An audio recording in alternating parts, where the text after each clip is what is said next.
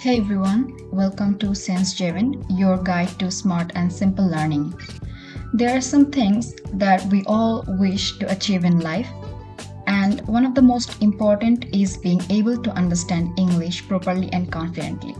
But there are some questions that arise in our minds that how do we get there, or when do we begin, where do we start, and most importantly, why should we care? Today, I'm going to show you some beginner steps that you can follow so you don't feel lost when you're learning English. If you follow these steps, I believe you'll find learning English more and more interesting. So, how would you start your English journey? The first step is simple. Begin with the basics. Don't try to jump into advanced grammar or complicated vocabulary. Start small. Learn everyday words. Learn how to say hello, introduce yourself. Ask simple questions like, "What's your name?" or "Where are you from?" These little things matter. Next, build listening and speaking habits. These two skills are the foundation of language learning. Listen to simple English content every day, maybe cartoons, podcasts, or for beginners or English. YouTube videos with subtitles are also very helpful. Even 10 to 15 minutes a day will make a difference.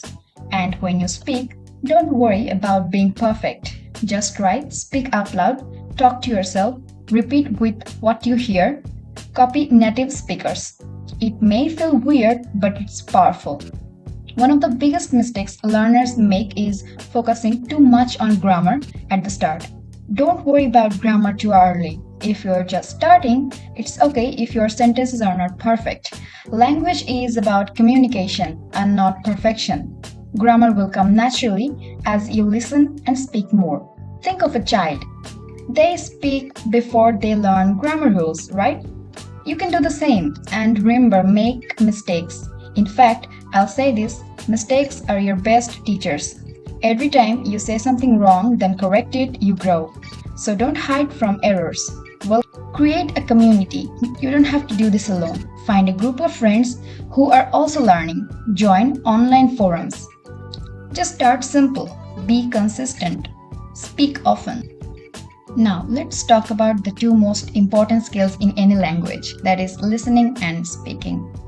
If you want to speak English well, you must listen to it every day. This is not optional, it's essential. And luckily, it's fun.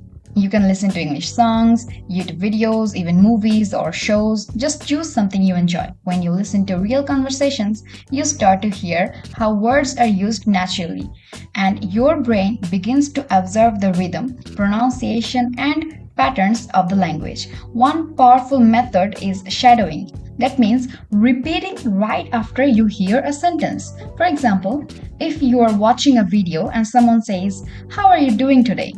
Pause. Say it out loud exactly the same way. Match the tone, match the speed.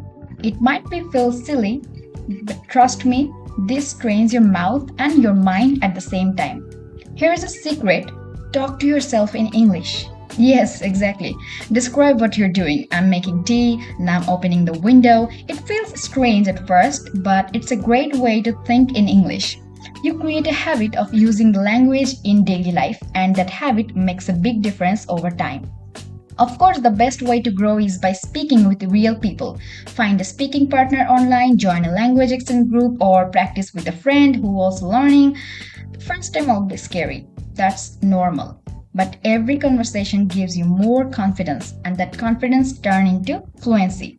So remember, listen daily, repeat aloud, talk to yourself, speak with others. These habits build your speaking muscles, just like working out builds your body. Don't wait for the perfect moment, just start. Now, let's talk about something very important, that is vocabulary. Before worrying about grammar rules, focus on learning useful words you will actually use in daily life. Think about the vocabulary you need for everyday situations, introducing yourself, ordering food, talking about your hobbies, asking for help, or making small talk. These words are the real building blocks of your English. But learning words isn't just about memorizing lists, it's about understanding how those words are used in real sentences. For example, don't just learn the word book, learn how to say, I'm reading a book, or this is interesting, this book is interesting. When you learn words with real context, they stick better in your mind and you'll remember how to use them when it matters. The best way to make new words yours is to use them. Try to speak them out loud. Make your own sentences. For example, if you learned the word delicious, use it today like this food is delicious or that cake was delicious. Every time you use the word, you strengthen your memory of it. And here's something important to remember. Don't stress about grammar. I'm saying this again and again. You don't need perfect sentence structure to communicate. If you say, he go to market, people will understand. Later, you will learn to say, he goes to market. That's a natural part of your progress. So start small, learn real words, use them in real situations, and let grammar come later. Now let's talk about something that holds many people back. The fear of making mistakes. If this sounds like you, you're not alone. Many learners hesitate to speak because they worry about being wrong. But here's the truth. Being understood is more important than being flawless. Your goal is communication, not perfection. If the person you're talking to understands what you mean, you have succeeded. Congratulations. Even if your grammar wasn't perfect. One of the best ways to overcome this fear is to surround yourself with supportive people. Talk to friends, teachers, or language partners who encourage you and give feedback kindly. These people will help you grow, not shame you for trying. And when people corrects you, you don't feel embarrassed. Every correction is a gift. It shows you exactly where you can improve. Over time, these small corrections shape your understanding of the language. Think of them as stepping stones, each one bringing you closer to fluency. And here is something we often forget, even native English speakers make mistakes. Isn't it crazy? They forget words, mispronounce things, or mix up grammar too. That's just how language works. So, why should you expect yourself to be perfect from the start? Now, we have come to the final and maybe the most important point. Stay consistent. Learning English isn't about doing everything in one week. It's about showing up a little at a time, every day. Baby steps still count as steps. Even if you only learn one new word today or speak one sentence out loud, that's also progress. Yes, it is. The secret is to make English a habit, not just a subject.